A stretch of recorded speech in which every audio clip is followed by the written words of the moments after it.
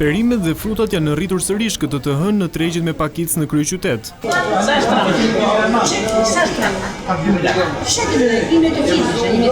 Për domatet, kastravecat dhe një grup zarzavatesh të tjera, kryesisht nga importi, çmimet janë shtrenjtuar me rreth 20%. Vetëm domatet që vijnë nga Greqia kanë arritur deri në 400 lekë për kilogram në tregjet me pakicë. Çmimet sot janë rritur për 20% më shumë se sa ditët e tjera. Më shumë edhe nga importi, nga që s'ka shumë domate vendi. Kështu prodhime vendi edhe janë rritur nga importi. Morën këj qiki këtë se janë mësu.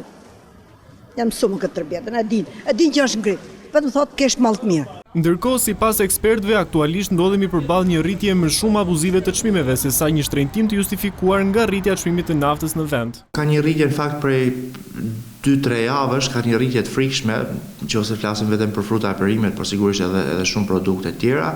Dhe gjykoj që jemi para një fakti abuziv në lidhje me tregtimin e këtyre produkteve.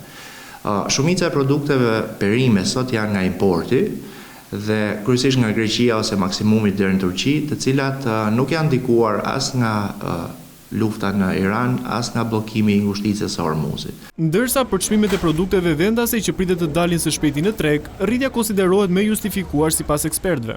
Gjykoj që nuk është abuziv për disa arsye. Prodhuesit tanë, kryesisht serat, u përmbytën 2 herë këtë vit.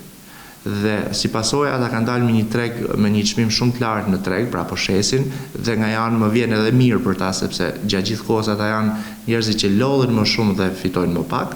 Pritet mos ulet prodhimi vendas, madje edhe për të shtrejtuar, për të rritur mund të ndodhi, sepse prodhimet e majit të qershorit do të ndikohen nga çmimi aktual i inputeve tona bujqësore.